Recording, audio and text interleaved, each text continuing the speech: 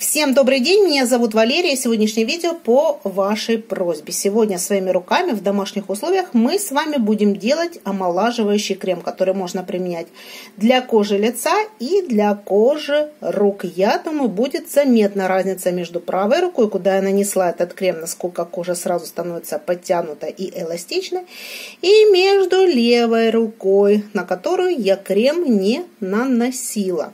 Так вот, наш сегодняшний крем не только будет великолепно подтягивать кожу, делая ее более упругой, убирать морщины, но поскольку впереди весна и часто появляется пигментация, наш крем будет еще помогать нам бороться с пигментными пятнами. Причем с пигментными пятнами, которые возникают не только от воздействия солнца, но и со старческой или возрастной пигментацией. Вот я вам показываю готовый крем.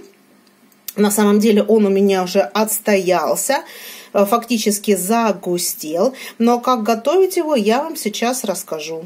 И крем, в принципе, у нас очень простой по составу. Все эти ингредиенты можно приобрести либо в магазине, либо в ближайшей аптеке. Во-первых, нам понадобится цедра от апельсина.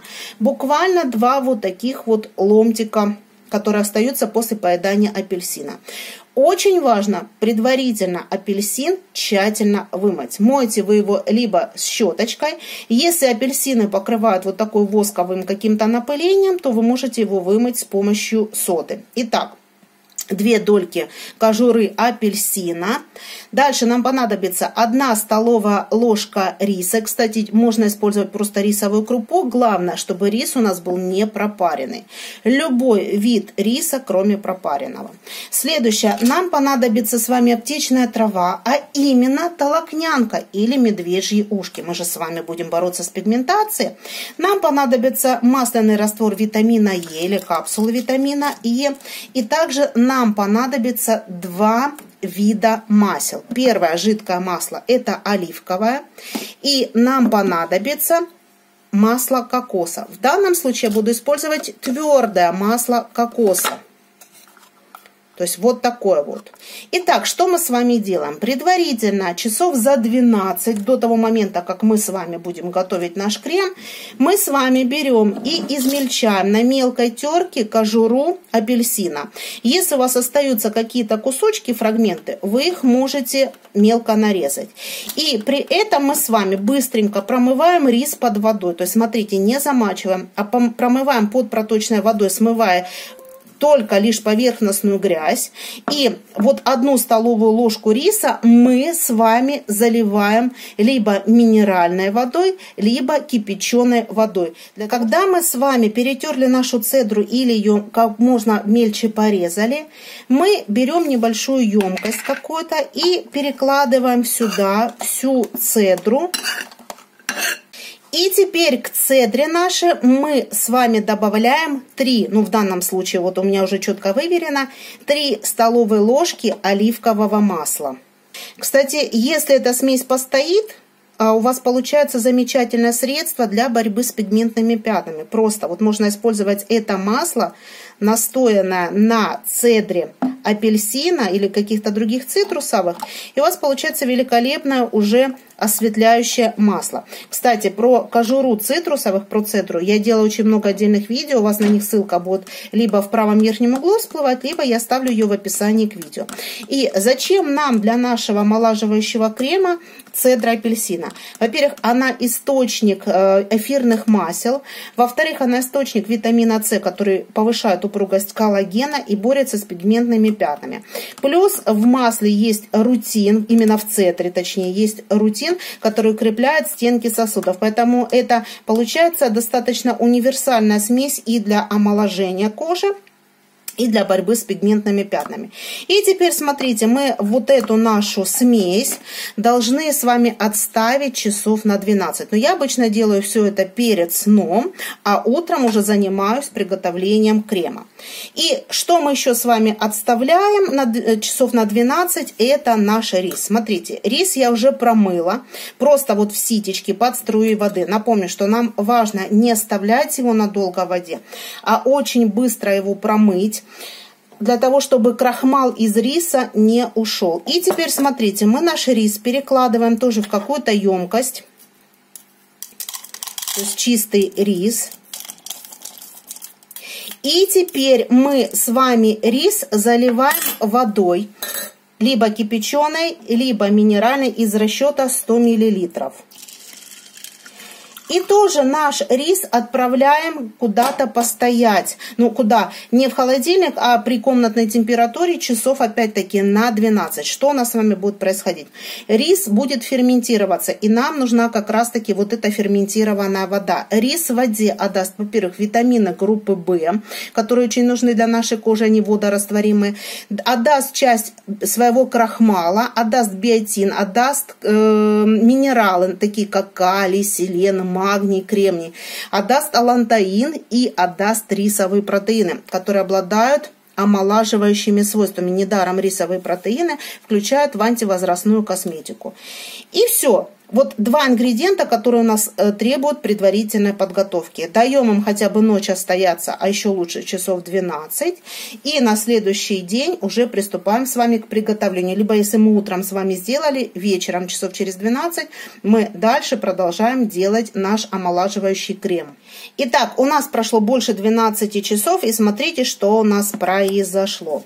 Наша рисовая вода стала вот такой вот мутноватой, да, и в принципе у нас наша цедра немножечко впитала в себя масло, и масло как бы прокрасилось в оранжеватый оттенок. И теперь что мы с вами делаем? Мы берем и сливаем наш рис в кастрюльку, в ковшик, и кипятим его в течение 5-7 минут. Пока у нас с вами закипает вода с рисом, мы в отдельную посудинку с вами кладем 1 столовую ложку травы медвежьи ушки или толокнянка.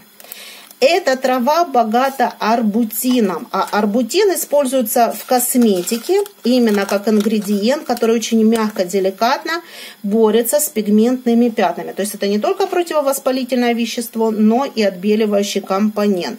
И смотрите, обычно в аптеке трава толокнянки или медвежьи ушки продается именно как средство при проблемах с почками. Но я вам уже говорила, да, что я отвар из этой травы рекомендую в качестве отбеливающего средства. Так вот, мы с вами положили сюда столовую ложку травы толокнянки, и заливать мы все это дело будем, я думаю, уже многие догадались, именно горячей ферментированной рисовой водой, для того, чтобы толокнянка настоялась. Нам нужно будет ее настаивать где-то в течение 20-30 минут. Смотрите, я в емкость показала, но на самом деле, если у вас есть термос, лучше. Ну, не такой большой у нас объем для того, чтобы заваривать толокнянку где-то в каком-то термосе. Просто потом закутаю я эту баночку на 20-30 минут, для того, чтобы был хороший отвар толокнянки. Так, рисовая вода у нас покипела, и теперь мы с вами, смотрите, через ситечко всю эту воду сливаем в наш стаканчик, где находится трава толокнянки. Почему через ситечко? Потому что могут падать рисовые зерна. Вот таким вот образом мы с вами сливаем, перемешиваем нашу травку. Закрываем и даем настояться толокнянке, как я уже проговорила, минут 20-30 в теплом месте. Ну что ж, 30 минут прошло, настоялась наша толокнянка, настоялась уже. И теперь смотрите, что мы с вами делаем. Мы приступаем к последнему процессу. Мы теперь с вами все вот эти ингредиенты будем смешивать в мисочке и отправим на водяную баню. Я сразу это полотенечко кладу вниз кастрюльки. Теперь смотрите, что мы с вами делаем. Мы просто-напросто все нашу цедру, легкий аромат апельсина есть. Теперь нашу толокнянку сюда же. И теперь сюда же мы с вами добавляем 2 столовые ложки твердого кокосового масла. Ну, можно даже с горочкой. Где-то вот так вот. 1 и где-то вот так вот вторая. И теперь всю вот эту нашу смесь мы с вами должны растопить на водяной бане. Теперь смотрите, очень важно. На водяной бане нам главное нашу смесь не доводить до кипения. Нам важно сохранить все полезные свойства кокосового масла. Поэтому мы с вами доводим смесь до того момента, когда кокосовое масло растает.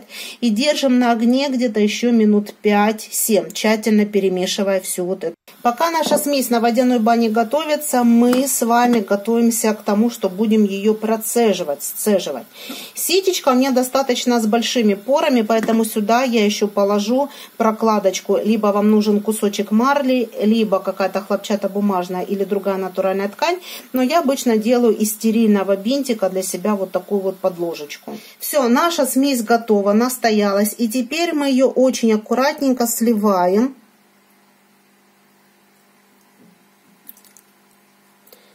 Чтобы весь этот жмых у нас остался на салфетке.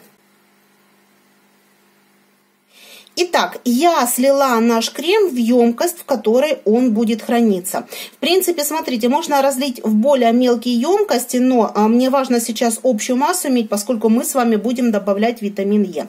Но на что я хочу обратить еще ваше внимание. Если вы процеживаете через марлю или через несколько слоев бинтика, да, и ткань достаточно пористая, у вас может быть вот такой вот осадок из травы мелкой. Да? Это как бы не совсем комфортно, когда вы используете крем для лица. Но я отдельно сливаю вот эту вот жидкость, если она у меня образуется, и использую этот крем уже, например, для кожи рук и для сухой кожи локтей. У нас безотходное производство. Но если вы возьмете более плотную ткань или несколько слоев марли, у вас получается чистый крем вот в таком вот виде. И теперь смотрите, здесь приблизительно 3 столовые ложки. Соответственно, на каждую столовую ложку я выдавливаю по одной капсуле.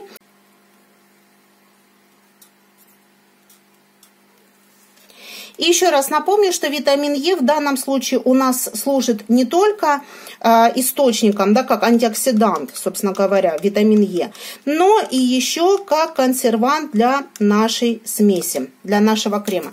Теперь мы ждем, чтобы наш крем полностью остыл. Еще раз повторю, вы его можете перелить в ту посудину, которая вам удобна. Я, например, использую вот такие вот баночки из-под детского крема. Вот, и всегда делаю небольшой объем для того, чтобы у меня эта смесь хранилась в баночке. Вы эту смесь можете хранить спокойно у себя, допустим, на полочке, где-то в спальне. Главное, чтобы перепады температуры были не радикальные и не выше 25 градусов. Если у вас жарко, то лучше, конечно, в таком случае наш домашний крем хранить в холодильнике на нижней полке. И использовать его можно ежедневно и утром, и вечером. Или же отдельно на пигментные пятна. Также этот крем можно использовать в качестве питательной, омолаживающей, отбеливающей маски для нашего лица. Ну, конечно же, он годится, как я уже проговорила, для кожи наших рук. Так что берите себе на вооружение, делайте и преображайтесь.